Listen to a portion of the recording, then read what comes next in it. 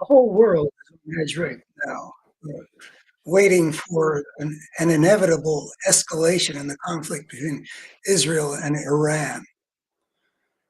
Inevitable because the Iranians have indicated quite clearly that they're about to retaliate for the assassination that it is presumed, and not confirmed or denied by the Israelis, presumed that the Israelis pulled off in the middle of Tehran against an honored guest who was the inauguration of the new Iranian leader. Uh, the world is on edge. The major European powers are getting their people out of Lebanon. Airline service in the area within some range and terminated. There's warnings about the GPS isn't going to work here or there. This is a difficult and dangerous moment. And I'm concerned that it's going to be a disaster. Uh, First of all, for the United States, because the United States' interests from the beginning of this Israel-Hamas conflict has been to prevent it becoming a wider war. And it had more or less stabilized until very recently with tensions around Israel's northern border, more than tensions, 60,000 people evacuated, and bombings into Lebanon by the Israelis, but at a fairly stable rate, level of conflict. But then the Israelis escalated. Now, that's one thing that I don't hear anybody else observing as an important point. I think it is an important point. I'm not aware of anything that the Hezbollah or the Iranians have done in the last little while that constitutes an escalation. I don't believe that the unfortunate rocket killing of 12 young Druze living in Israel near the Golan Heights, I don't believe that was escalation. But there's no way of escaping that what the Israelis did in Tehran was an escalation. So the United States doesn't want this conflict escalated into that wider regional war. And I think rightly so. So why did the Israelis take a step that was clearly going to be such an affront to the dignity and stature of the Iranians that they were going to be compelled to reply in some meaningful way? And they are clearly, from all the signals, not going to just give them a little tweak in the nose. This is going to be big. They called a conference with all their proxies coming in to decide on how to retaliate. And the news said that they have rebuffed pleas from this power and that power to moderate how it retaliates. They have rebuffed that. So it's clearly something is coming, and that is the next thing to happen. Then how is the United States to react? I think that if it's against the United States interests, and I think it is, for there to be a wider regional war, and if the Netanyahu gang is deliberately escalating things in that direction, we are at a crucial point right now where the Iranians are going to hit them hard, and then what are the Israelis going to do? That's the point at which hardball from the American administration, from Biden to Netanyahu, probably involving some public pressuring. It has been observed by a lot of people that Biden keeps on pleading for things from the Netanyahu group in terms of Gaza, etc. And their advice and pleas are ignored. I read a piece in The Guardian recently where they talk about as if it's obvious that Biden has made a mistake here in staying so tightly tied with with Israel when it's being governed by this Netanyahu group that is making choices that are contrary to American interests, but I think also they're contrary to Israeli interests. And that's one place where I wish I had some experts. I've got some career in talking to foreign policy, national security experts. And I would love to know if the Israelis are, in fact, deliberately trying to choose to make this an all out war, or at least a major war with Iran. What is their thinking? How do they think this is going to play out? Uh, do they think that one of the problems that Israel has got is that they're this little country and they have this implacable enemy that talks about wiping them off the map that is on the threshold of having a nuclear weapon. This has been I think it's 30 years now since the Israelis declared the idea of nuclear weapons in the hands of the Iranians an existential threat. I understand that. I can understand that they may feel that it's necessary to do something about this. And maybe they can make an argument that now is as good a time as any. Except throughout the years when this whole thing has been talked about, the problem has been for the Israelis that they don't have the means militarily to eliminate the Iranian threat. As I recall it, people say, well, you can set them back a couple of years. And I don't even know, what the current assessment would be. Do the Israelis have a plan? I mean, they're a lot of intelligence, strategic intelligence on the Israeli side, and surely they have thought this through in many ways. And the fact that they were able to apparently plant a bomb in the middle of Tehran that they could detonate when they knew that the Hamas guy was there, it just suggests that maybe they've got some means of eliminating the nuclear threat that I've never read about in the 20 couple years I've been following this Iranian nuclear threat story. But if that's not the case? What do they think they're going to profit? Now, I just read an op-ed in one of the Israeli papers where the Israelis are basically saying that, or this particular person is saying, that they're looking at how they're beset by Iranian proxies in every direction. The Hamas and Hezbollah and the Houthis and all aligned with Iran. And Iran continually working to strangle Israel, and all the conflict there's been about how much Iranian threat would there be in Syria after the Iranians and the Russians helped the Assad regime to survive. And the Israelis have been using air power to erode that continually. But they are besieged.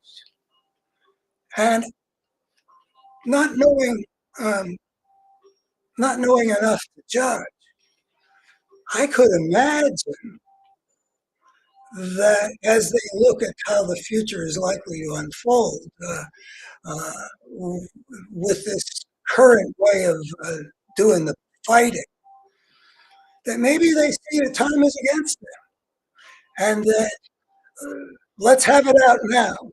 And maybe they've got a plan about how they could conduct this war and have the benefits outweigh the costs. Because there are going to be huge costs, aren't there, to Israel? I mean, one hears about the 150,000 missiles that Hezbollah has got ready to send against Israeli targets. Some of them precision guided, and just you know that would overwhelm the Israeli air defenses, wouldn't it?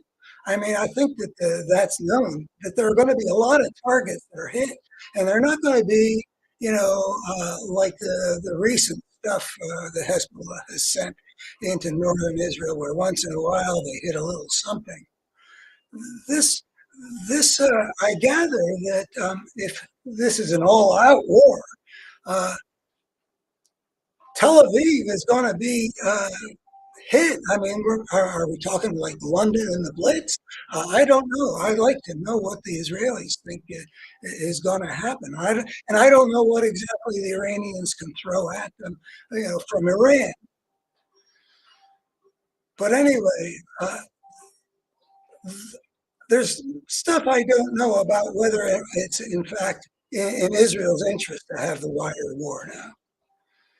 But I'm skeptical because I've been watching the kind of decisions that this Hamas, this Netanyahu gang has been making, like in Gaza. I'm very pro-Israeli in the sense that I really believe in the country, and I find much that's wonderful in it, having been there. But I think that this regime that's been in Israel has been making decisions that are just terrible in moral terms, but also even in strategic terms. I think that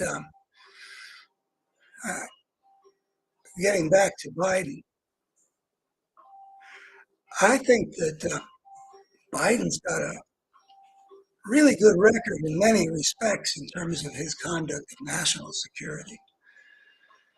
A fellow named David Rothkopf I saw on MSNBC recently, and he was saying that the national security gang around Biden, meaning the decisions that get made, I guess, is the best that he's ever seen in his lifetime in America. I think it's that extreme what he said. And surely the way that Biden brought the West together even before to counter Putin's invasion of Ukraine was masterful. And the deal that he just pulled off, getting these people back, statecraft at, I guess, a very high level. I feel a little ambivalent about hostage, how you deal with hostage issues, but getting this deal took great, great skill. But it's been clear to me for a while that Biden's been supporting uh,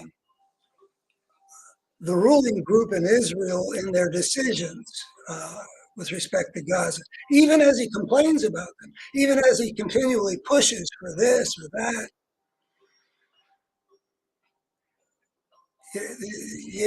You may have read that a report that when Biden met Netanyahu in the Oval Office recently, and Netanyahu was saying something about working hard toward a hostage deal, which the Americans have been working so hard to try to achieve.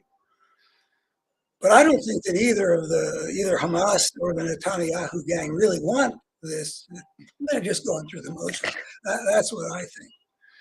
And Biden said according to the reports in multiple places, he said to Netanyahu, "Stop bullshitting me." Uh, yeah, okay.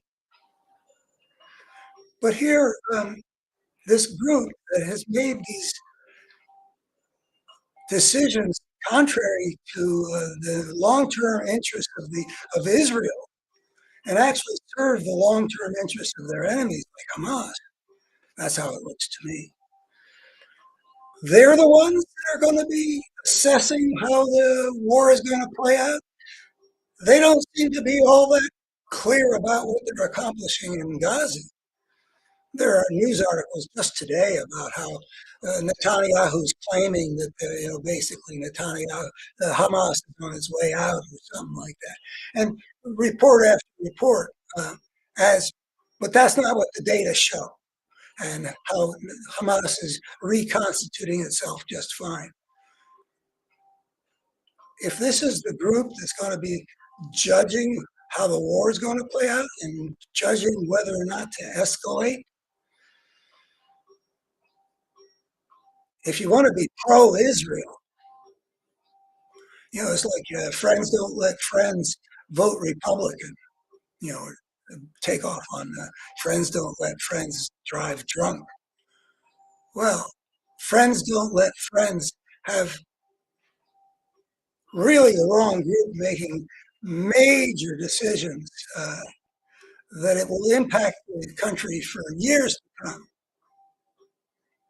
So I think it's definitely, you've got your so-called ally apparently heading toward, motivated to create the very situation that the United States has been crystal clear it doesn't want. That's why we sent aircraft carriers off the coast of Lebanon.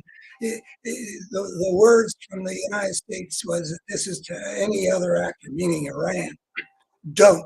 If you're thinking about widening this conflict, don't. That was the message, and that's what we, as a country, have wanted throughout this thing. So you got an ally who depends on you, who is deliberately making a choice that is contrary to your stated main goal in this situation. Well, that became clear, I would say, in December, and that's when I started saying Biden should start playing hardball with Netanyahu. And people were saying Netanyahu's taking the weapons and ignoring the advice. Well, that's not acceptable. And I'm not the only one who feels that Biden has somehow failed to exert the leverage that he has to get Israel to do what's in the United States' interest, and most likely in the long-term interest of Israel also. To support Israel, in my view, means to oppose this ruling group where you've got a sociopath like Netanyahu who's willing to do whatever it takes to stay into power, and who has to therefore placate the virtual Jewish Nazis on the right, like this fellow Ben Gvir, this other minister Smotrich. They hold him hostage. So whatever he doesn't want to do that's crazy and fascistic, they make him do, because he'll do whatever he has to do to stay in power. That's I'm not I'm not the only one who sees it that way. Well, we're at a special moment now as we wait for the Iranians to do whatever they're going to do. How much are they going to throw Hezbollah? Do they have an air force, or navy that's ready to do something? I don't see any getting armies. Uh, what are the Israelis? And the Israelis, when they conducted that assassination, they had to. I mean, Nazis, Jewish Nazis are not. They're not stupid. They have to know this is going to result in some kind of major retaliation. And any chess player thinks through at least the next move. What are we going to do when they do something major to us? So they probably got plans on the table. If I'm right, and I don't see how I'm wrong, that they deliberately escalated this contest, that they made it inevitable that the Iranians were going to give them something to retaliate. And that point of retaliation is crucial.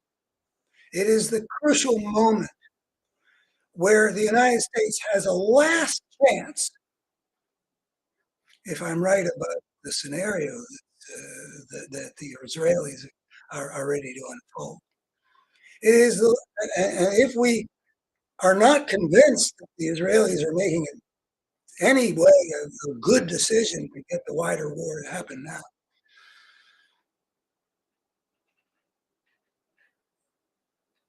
we need to do what can be done, even given the history of the ineffectual way in which Biden has been trying to get Netanyahu to adopt different policies than the ones that have blackened Israel's reputation around the world and completely interrupted what was going on of the integration of the Jewish state into the Arab world, which was making significant progress. And this, it wasn't Hamas that changed that. It was the Israeli way of responding to Hamas that changed that.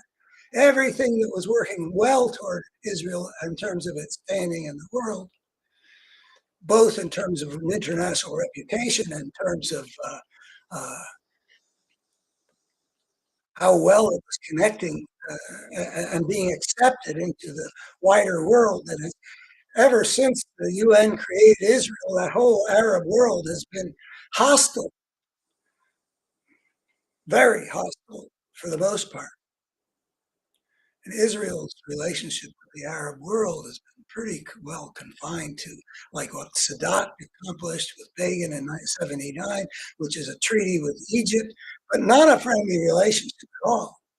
Hated by the Egyptians on the street, so I gather, and Jordan. But they've got they've had very little until these Abraham Accords brought in some of these Gulf states and all the way over to Morocco. And then Saudi Arabia was about to get on board. This was what was on October 6th. This is how the world looks out there. But then came October 7th, where Hamas, as far as I can see, they set a trap for the Israelis. And this group, this government of Israel, about the worst, by far, the darkest, most destructive group ever to rule Israel. There have been conservative, somewhat hawkish groups, started with Begin, that have been who controlled it. But this is different from the Likud governments that came before. This is being controlled, like the Republicans in the House of Representatives in this country are basically controlled by the worst elements with their narrow majority. Likewise in Israel, Netanyahu's sociopathy resulted in his being willing to bring the worst elements of Israel into a coalition whose majority was small enough that they could hold Netanyahu hostage. So basically, the worst are making the decision. So the Americans need to intervene between now and particularly to set the stage. And when the Iranians strike, however they're going to strike, there needs to be a move that is maximally crafted in order to get one of two results. Preferably, the Israelis will say, well, we better abandon that plan. We can't afford to escalate because the cost in our relationship with the Americans, or what kind of support they'll give us or won't give us, is too great to go ahead with all that stuff we were about to do in retaliation. Because if I'm right in reading the playing field, the Israelis are waiting to be hit so that they can escalate further.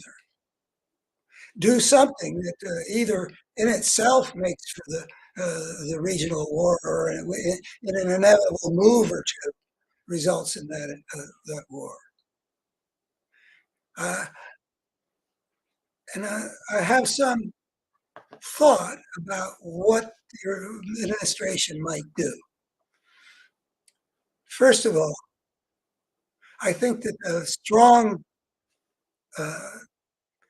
first of all, let me just say, there's no evidence that the Biden people are going to be playing any kind of hardball at all. There's lots of noise about how we're working to reassemble our allies to help the Israelis protect themselves against an airstrike, like happened in April. I think that can be okay. I think that the message has to be that we will help protect Israel, but we will not help them wage an offensive war. That is, in fact, the distinction. And maybe, I mean, first of all, the timing on this has got to be a little complicated. You don't want to put out anything which makes the Iranians think that no matter what they do, um, the Israeli response is going to be muted. No, I think you want to deter the Iranians as best you can until they make their choice and make their play. But then immediately, it should be the Americans should be ready to, I think, publicly indicate the distinction between where we're at with respect to defending our longtime friend in the Middle East, Israel, from these attacks that they're suffering from Lebanon, Yemen a little, or Iran in some way, Syria maybe got something. We'll pretend they are our friends. They are under a substantial attack. We will do what we can to protect them. So it's not an anti-Israel position, but not offensive. We we think that the idea of a wider war would be a huge mistake for Israel and bad for everybody else too. So the Israelis should do nothing that increases the chance that this war will continue to escalate into some kind of all-out regional war. I think that the president should make that announcement. It's not enough to say things privately, because Netanyahu's got the habit of saying, I don't have to pay any attention to what this guy says.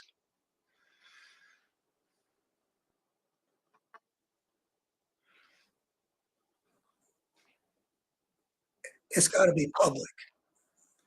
It's got to be, because one of the things that we want to accomplish, if we can't accomplish avoiding a wider war, we want to accomplish at least distancing ourselves from that choice. We can't support any actions that look like they'll lead to a wider war. Can't support. So when it comes to a wider war, they're on their own. When it comes to surviving the retaliation that they provoked, we protect them as well as we can, with the help of our allies who maybe also. So there's no problem, particularly.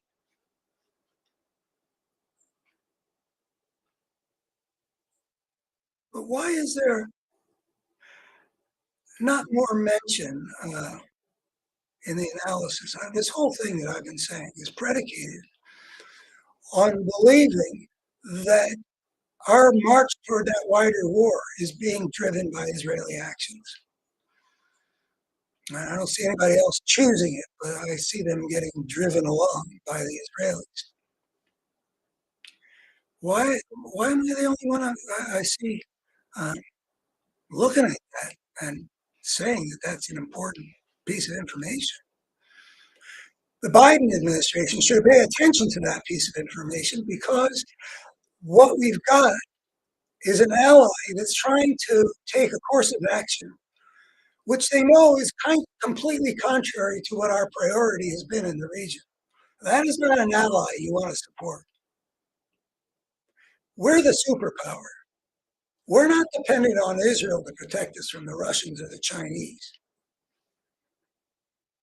Why is the tail wagging the dog?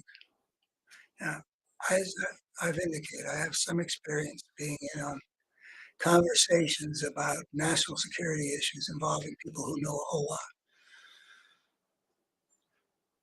and I know that my knowledge is only partial, and I'd be interested to know what reasons that the Biden administration might have to be so completely supportive in all the ways that Netanyahu cares about,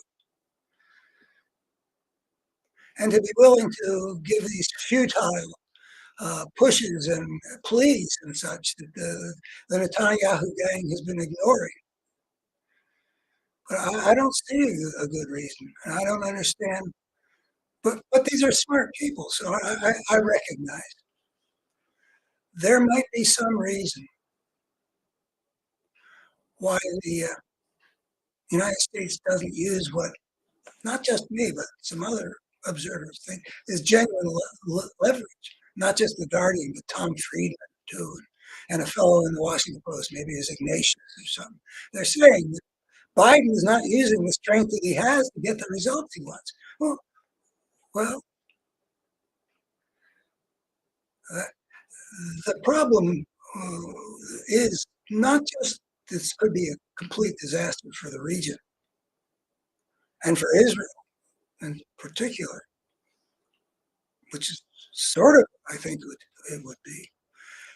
But this would also potentially have a very adverse impact on the central drama going on in America right now, which is a battle between democracy and fascism. That's what this presidential race really represents. It's a major showdown in a wider struggle that has been going on. I've been tracing this since the early 90s as a different kind of ugly force that has been taking over the Republican Party until we get to where we are now with Trump as I don't think he's going to win the election, but recently has practically resigned to it. So this has been a big rise of the power of fascism in America, and this election really is, in substantial terms, one about whether our basic institutional structure and the rule of law and all that is going to continue to characterize this republic we've had for well over 2 centuries.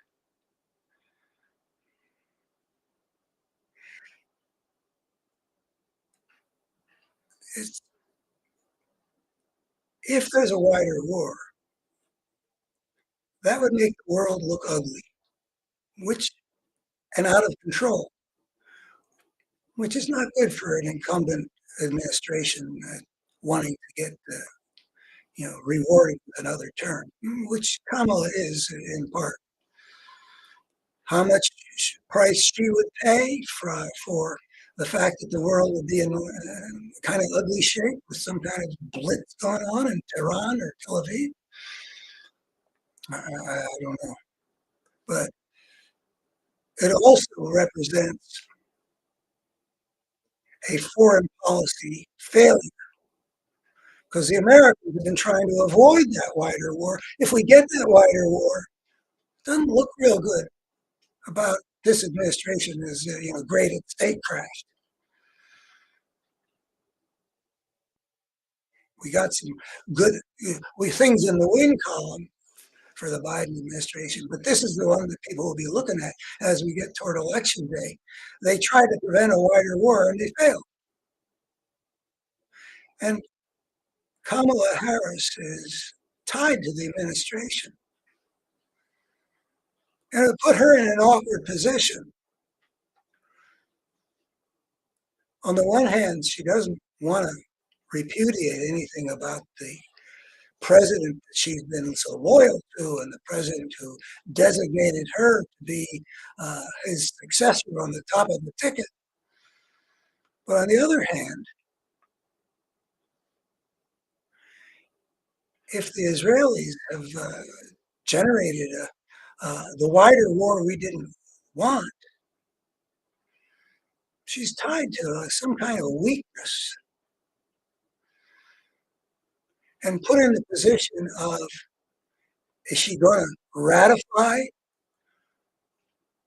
an administration that continues not to exercise its leverage against an administration that's making terrible decisions in Israel, I mean. It could move the needle some. And if this is going to be a close election, and I'm not sure that it will,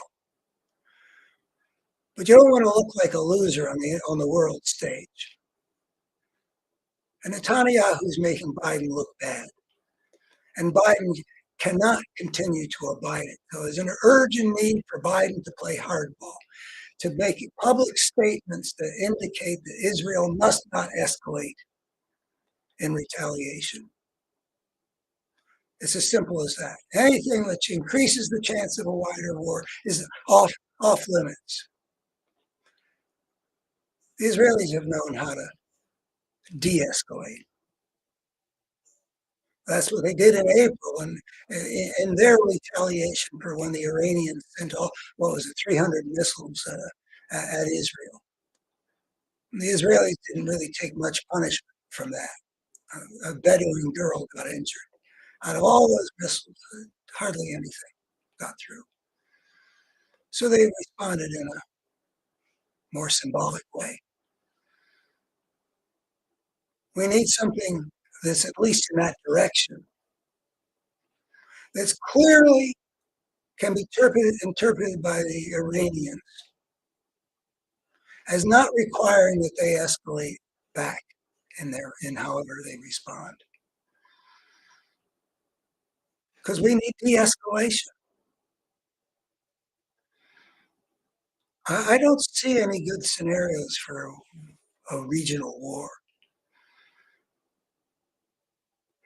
If the Israelis want to change the calculus in the region from what they extrapolate will be if the Iranians and their proxies keep on going, besieging Israel in that way, they need to take a different approach to the Palestinian issue, which in some respects, not all respects, but it is the one remaining serious obstacle to peace. At the beginning, it was the whole Islamic world versus the Jewish state. But now, there remains this very difficult problem of how do you deal with the Palestinians. This is a people who are, well, they were given a state by the UN, but they were ensconced in a world where the partition was not going to be accepted, and it wasn't. And they never got their state, and wars got fought, and it didn't work out well. In 1967, they lost even more of their land to Israeli occupation.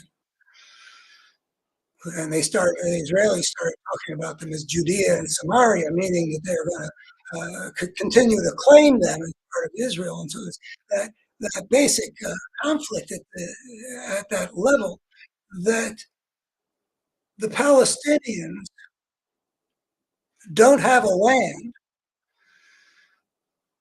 that the Israelis respect as theirs.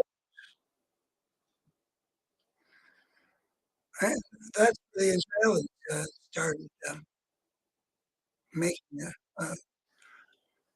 compounding the problem that originated in the form of the Jews accept the UN decision, the Arabs reject it, and then we're off to a decade of conflict.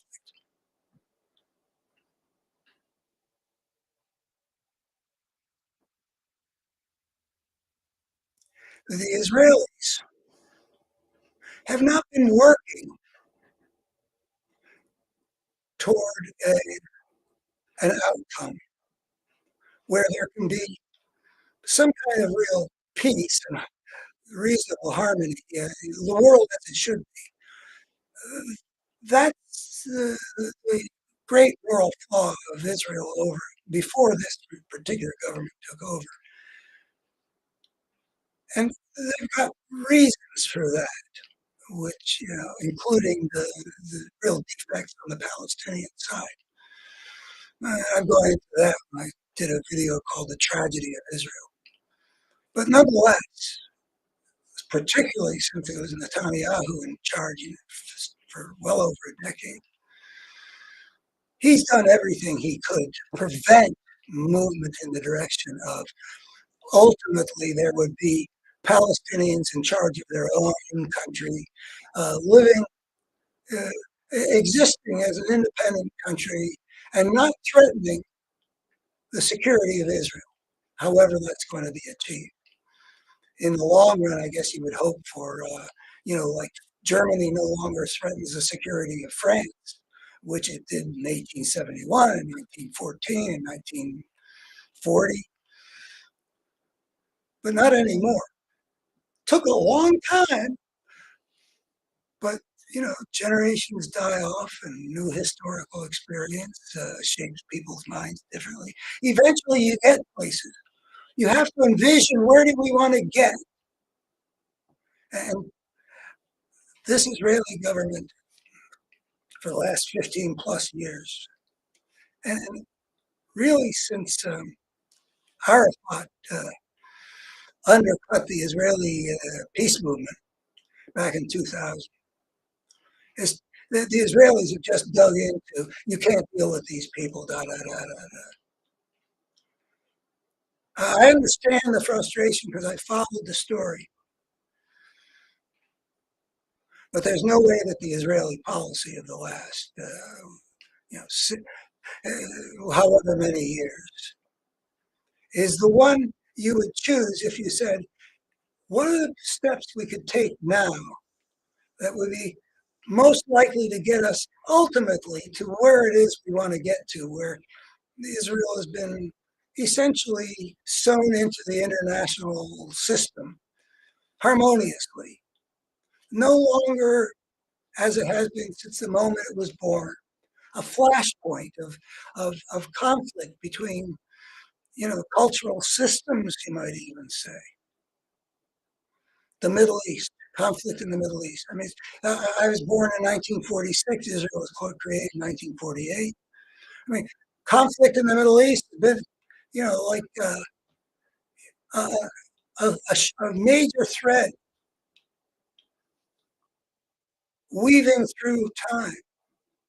And harmony was getting woven into it to replace the conflict, like what seemed to be soon to happen with Saudi Arabia.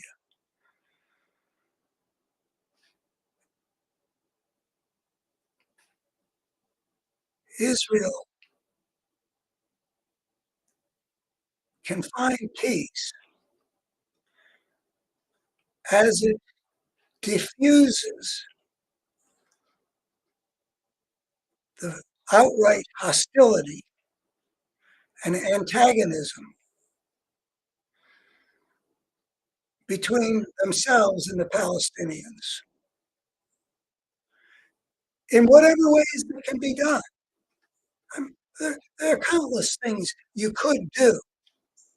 I mean, even bringing settlers to justice for conducting pogroms is one thing. But I mean, it's just the human interaction world has a limitless palette for how confidence building, this or that.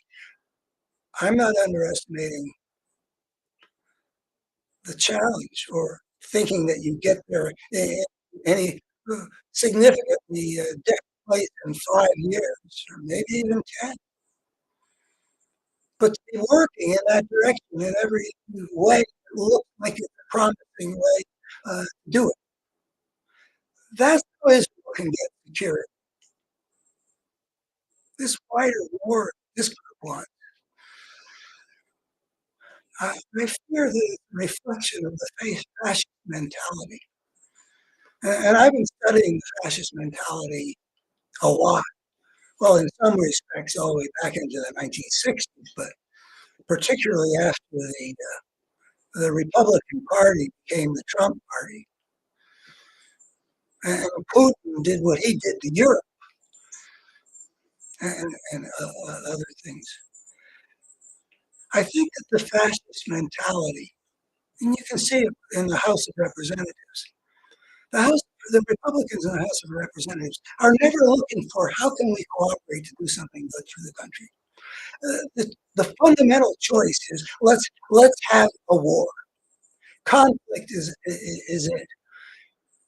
I mean, even before it became the Trump party, it was the party of across the board obstructionism. When Obama became president in 2009, never, hardly ever in American history have the opportunities for productive bipartisan action been greater than at that moment when we were embedded in three different serious crises. But the Republicans never considered that for a moment. How do we work together so that we as a nation can use these crises, the financial crisis, the climate crisis, the economic, I can't remember what they all were, at least three big ones. They all represented opportunities, just like FDR took the Great Depression and used it as an opportunity to create transformational change. Now he had FDR had huge majorities in the Congress, but even with Republicans having the power to prevent things from happening, it takes a fascistic mindset to think that at a moment like this, when we could accomplish all that, we're going to make this president fail. So that's what I think is plaguing the Israelis as their historical experience over these whatever it is 70 some years of being threatened with annihilation by somebody or other.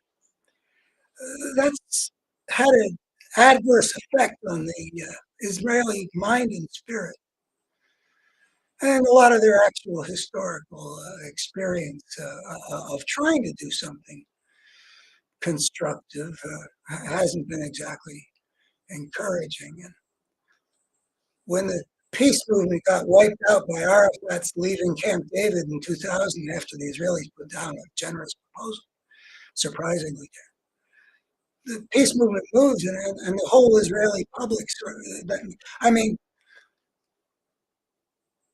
the people who used to vote for the dovish position gave up on it and started supporting hardliners and put the country on a trajectory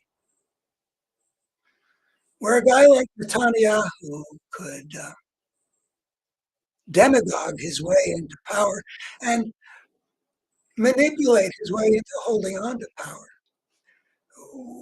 When the anti-Netanyahu coalition took power in 2022 for about a year, we saw that many people who had worked with Netanyahu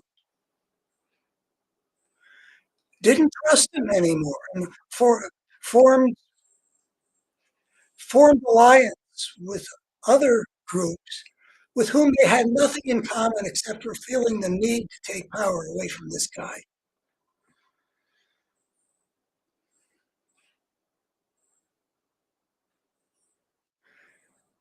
Well, the Israelis, I fear that the Israelis may be so spiritually damaged at this point that it may be hard to wrest power from the fascist force. The Israeli public hasn't been complaining about. They're complaining about how the hostage crisis is lingering on, but they haven't been complaining about how this Netanyahu government has, as I see it, jumped right into the trap that Hamas set for them. Super provocative action, didn't do any real impact on the balance of power in the battle between Hamas and Israel. but provoke this fascist group who only conceives of security in terms of the iron fist to react in the way that Hamas would have chosen for them.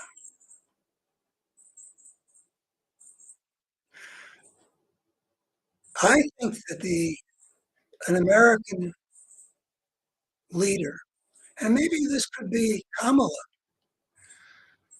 could start talking about the distinction between what's good for Israel and what this particular Israeli government is doing. I think it's important not to abandon our friend, but to show ourselves as serving that friend. And friends don't let friends drive drunk. Friends don't let friends get governed by people who are making such terrible decisions for their country. So Hardball against Netanyahu is protecting Israel and can be represented that way. And that's what I would recommend that the that Biden and Harris orchestrate now,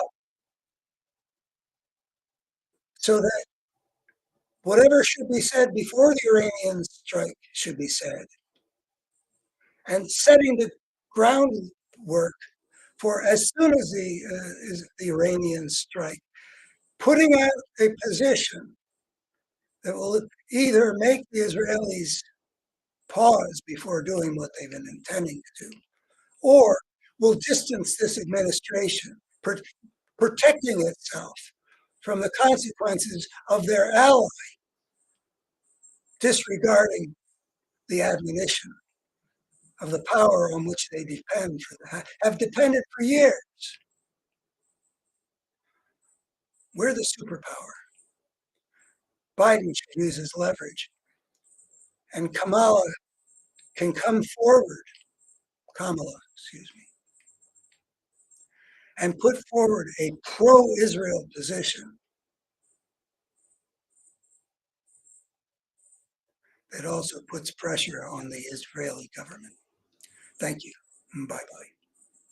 Oh, if you're interested in helping me get these kinds of thoughts out, but even more so, a big picture of what our situation is in America and as a species on this planet, please subscribe, like, follow, whatever those deals are. And please look at my library of videos over on YouTube, where I put out a lot of different pieces of things that all actually do fit together. These days, I'm so swept up in the particulars of what's going on uh, that I'm about to make another video on when they go low, we make them pay. Discussion about how liberals have not thought very well about how to fight their battles, and how in Kamala Harris we seem to at last have the fighter we need. But also the bigger picture, where I try to show that book over there, The Parable of the Tribes, that a lot of what we've had to contend with in human history is the inevitable result of being the species that took the unprecedented step of extricating itself from the niche in which it had evolved biologically in that 3.5 billion year biological process by inventing its own way of life, creating a whole unprecedented situation, unleashing, I show, inevitably, a destructive force. If you want to see all that laid out in a framework in which even the battle in this presidential election is really deeply tied into overall patterns of coherent forces that have been battling over human destiny since the rise of civilization. If you'd like to know if that's true, please go to my website, www a better human story.org. Uh, a better human story is what I claim to have to offer. And one thing is it doesn't include everything, but it knits together more components and more dimensions than any other system of understanding the human world that I've encountered in over 60 years now of studying what people have had to say. So if you would like to know what is the nature of the challenge that we have to meet if we're going to survive on the long haul on this planet, we got to understand the nature of the problem that arose and what the nature of the forces that we're up against, which is manifested in a whole lot of different particular ways, like in the Gaza conflict, like in the presidential battle about whether we're going to become a fascist state.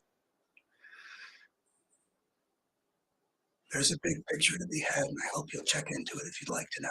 Thanks very much. Bye.